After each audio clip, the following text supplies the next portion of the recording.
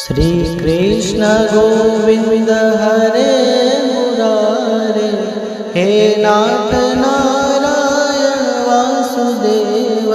श्री कृष्ण गोविंद हरे मुरारे, हे नाथ नारायण वासुदेव।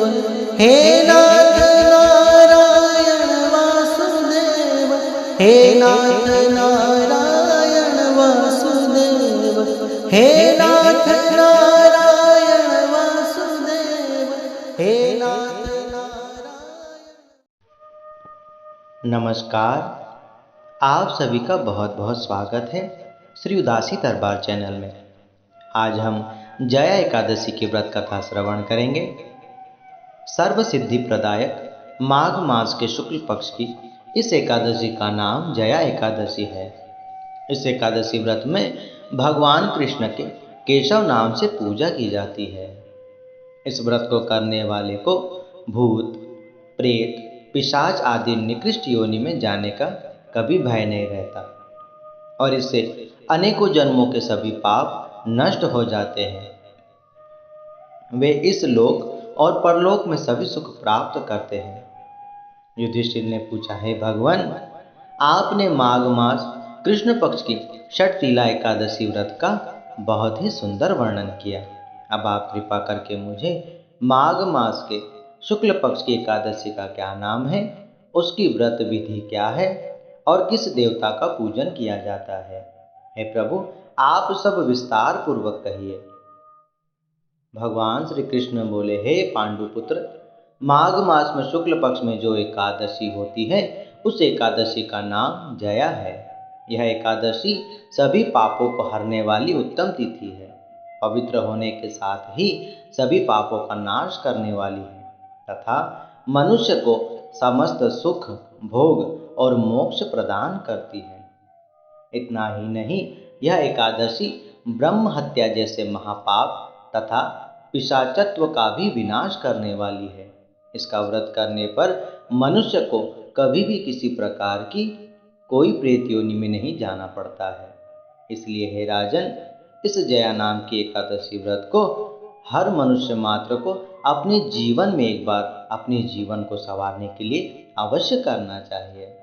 हे राजन, अब मैं तुम्हें पद्म पुराण की कथा सुना रहा हूँ, तुम ध्यान पूर्वक सुनो। एक समय की बात है जब देवराज इंद्र स्वर्ग में राज्य करते थे और अन्य सभी देवतागण सुखपूर्वक स्वर्ग में निवास करते थे। एक समय इंद्र अपने नंदन वन में अप्सराओं के साथ विहार कर रहे थे और वहां बड़े हर्ष के साथ एक बड़े नृत्य का आयोजन किया। उसमें गंधर्व आदि गायन कर रहे थे। उन गंधर्वों में पुष्पदंत, चित्रसेन और उनका पुत्र, ये तीनों प्रधान थे। चित्रसेन की पत्नी का नाम मालिनी था और मालिनी से एक कन्या उत्पन्न हुई जो पुष्पवंती के नाम से प्रसिद्ध थी। और पुष्पदंत गंधर्व को एक पुत्र था जिसे लोग माल्यवान कहते थे। माल्यवान पुष्पवंती के रूप पर अत्यंत मोहित था, अतः उन दोनों में अत्यंत प्रेम था। यह दोनों भी इंद्र के द्वारा आयोजित नृत्य में इंद्र को प्रसन्न करने के लिए पधारे। उन्होंने अप्सराओं के साथ मिलकर नृत्य और गायन आरंभ किया, परंतु यह दोनों परस्पर अनुराग के कारण मोह के वशीभूत हो गए। उनके चित्त में भ्रांति उत्पन्न हो गई, जिस कारण वे शुद्ध गायन ना कर सके।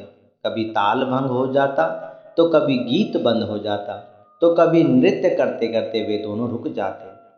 इस प्रकार दोनों अशुद्ध गायन और नृत्य किया।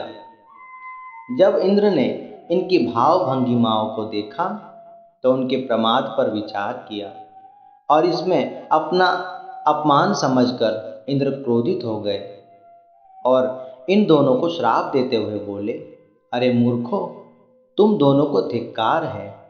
तुम लोग पतित और मेरी आज्ञा भंग करने वाले हो। तुम लोग अब मृत्यु लोक में जाकर पिशाच होकर रहो।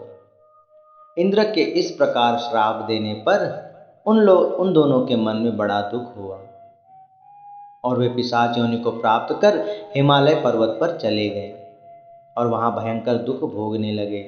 उस स्थान पर भयंकर ठंड थी, जिस कारण उन्हें न दिन में आराम मिलता और न रात्रि को वे सुख पूर्वक सो पाते थे। एक दिन पिशाच ने अपनी पिशाचनी से कहा, ना जाने हमने कौन सा पाप कर्म किया है जिससे हमें यह पिशाच योनि प्राप्त हुई है। नरक का कष्ट अत्यंत भयंकर है तथा पिशाच योनि भी बड़ी दुख और पीड़ा देने वाली है। अतः पूर्ण प्रयत्न करके जीव को सदा पाप से बचना चाहिए। इस प्रकार वे दोनों चिंता मग्न होकर दुख के कारण सूखते जा रहे थे। देवयोग से एक दिन माघ मास के शुक्ल पक्ष की जया नाम की एकादशी आई। उस दिन उनका मन अत्यंत दुखी था और वे अपने कर्मों को याद करके दुखी हो रहे थे, जिस कारण उन्होंने उस दिन कोई भोजन नहीं किया और न किसी प्रकार की जीव हिंसा की, यहाँ तक कि उन्होंने फल भी नहीं खाए। वे दोनों अत्यंत दुखी मन से पीपल के वृक्ष के नीचे बैठे रहे और कब सूर्यास्त हो गया उन्हें पता ही नहीं चला और रात्रि के समय भी भयंकर ठंड में उन्हें नींद नहीं आई और वे निरंतर भगवान को याद करते रहे कि भगवान हमें इस दुख और पीड़ा से कब मुक्ति दिलाएंगे। इस प्रकार दूसरे दिन प्रातः काल होते ही एकादशी व्रत और रात्रि के जागरण के प्रभाव से तथा भगवान श्री विष्णु की कृपा से उनकी पिशाच देह छूट गई।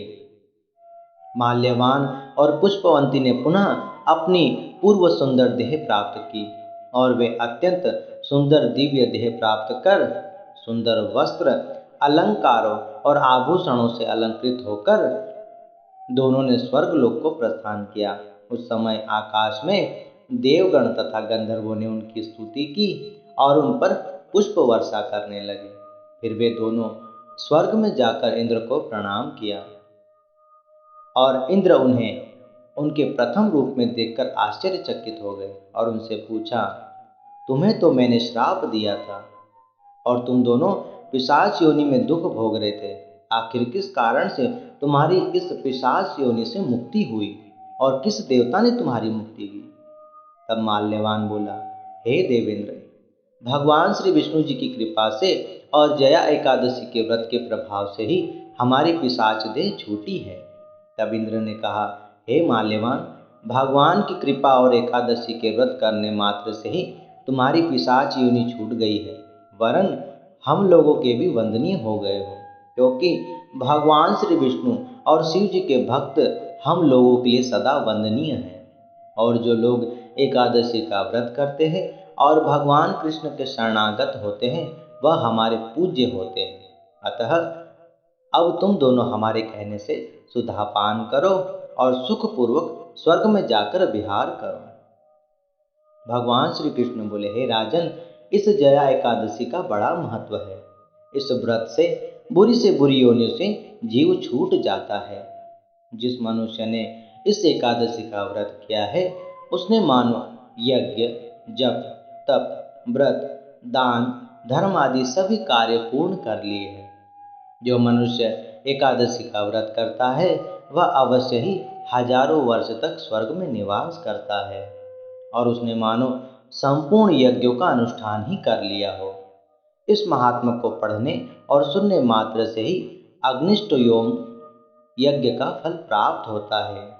बोलिए श्री एकादशी मैया की जय।